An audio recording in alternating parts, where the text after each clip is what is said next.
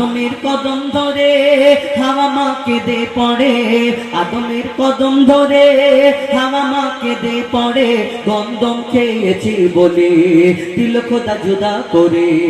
আদমের কদম ধরে গো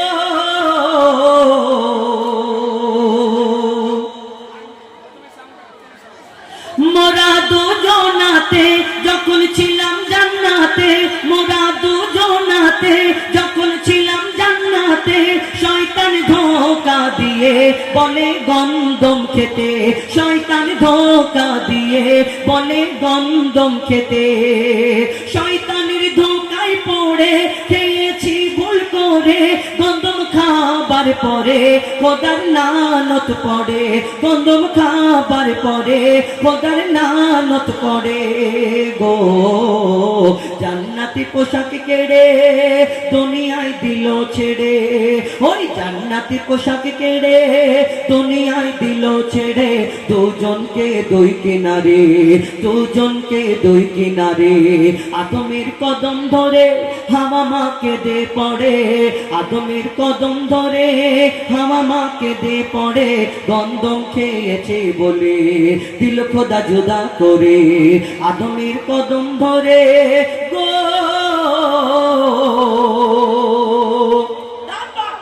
পিতা আদম মা হাওয়া যখন এই আরাফাতের ময়দানে একসঙ্গে হলো, কেমন করে হলো?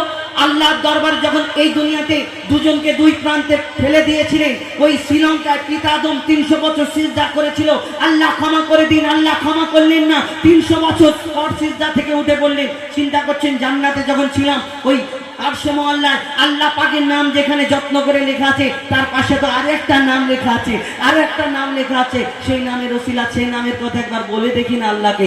আবার যখন সিজদা করে আল্লাহ ক্ষমা করে দিয়েছেন, যদি ওই 300 বছর ক্ষমা করতে পারলেন না, কার এমন নাম লেখা ছিল, কি লেখা ছিল? কবি ছন্দের মাধ্যমে লিখছে দেখুন। 300 বছর ধরে কেঁদেছি কত করে, 300 বছর ধরে কেঁদেছি কত করে, কত চেয়েছি দোয়া মোরা সিজদায় পড়ে, কত চেয়েছি দোয়া মোরা সিজদায় পড়ে। চেয়ে দেখি ওই আরশে কার নাম লেখা খোদার পাশে, চেয়ে দেখি ওই আরশে কার নাম লেখা খোদার পাশে, কার নাম লেখা? লা ইলাহা ইল্লাল্লাহর পরে মুহাম্মদ রাসূল জুড়ে, লা ইলাহা ইল্লাল্লাহর পরে মুহাম্মদ রাসূল জুড়ে গো।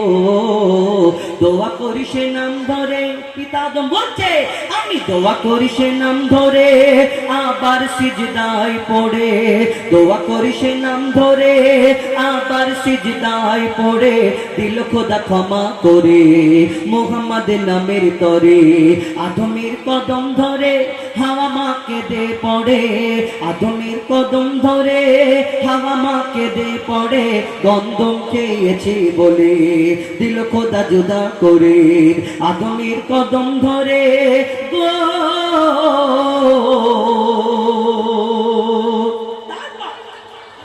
এই দুনিয়াতে এখানে যত মানুষ আছে প্রত্যেক মুসলমান, আবার কেউ হিন্দু আছে, আবার দুনিয়াতে কত রকম ধর্মের মানুষ আছে, হিন্দু, ইহুদি, বৌদ্ধ, খ্রিস্টান, শিখ, ইসাই ইত্যাদি ইত্যাদি, কিন্তু প্রত্যেক মানুষ সবাই কিন্তু একই রকম দেখতে। আমরা প্রত্যেক মানুষের বাপ মা কিন্তু 4টে করে বাপ মা, তাই না? 4টে করে বাপ মা তো নাকি মনে হয় আমাদের? 4টে করে বাপ মা। শোন, আমাদের জন্মদাতা যে আমাদের জন্ম দেয়, একটা বাপ একটা মা। আর যখন আমরা আস্তে আস্তে বড় হই, আস্তে আস্তে বড় হই, এই বড় হওয়ার পরে আমাদের বিয়ে হয়, বিয়ে হওয়ার পরে একটা করে আব্বাজি আর আম্মাজি হয়, হয় না? এই কি হাসি, তাই না?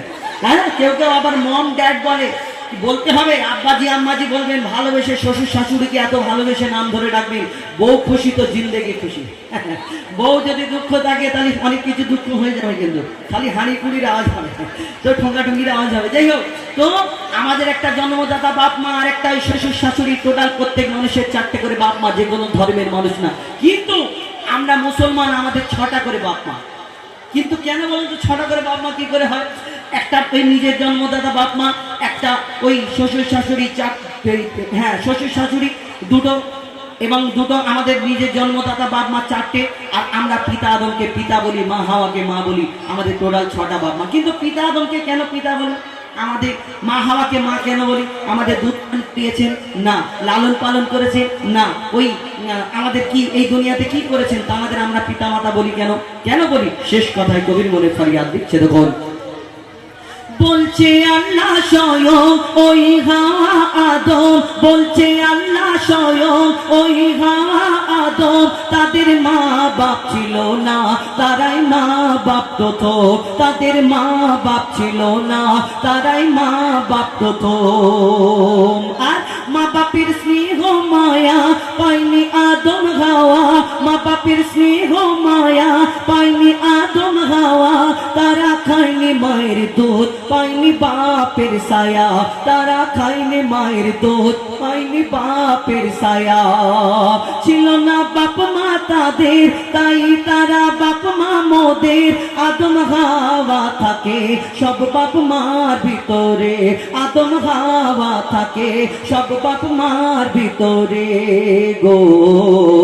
তানবীর কালাম ওরে তোর মা বাপে কদম ধরে, অদম হো যাই পা ওরে তোর মা বাপে কদম ধরে, চুমে নে তাজিম করে এ সুযোগ দিও না ছেড়ে। আদমের কদম ধরে হাওয়া মা কেঁদে পড়ে, আদমের কদম ধরে হাওয়া মা কেঁদে পড়ে, গন্ধম খেয়েছি বলে দিল খোদা জুদা করে। আদমের কদম ধরে গো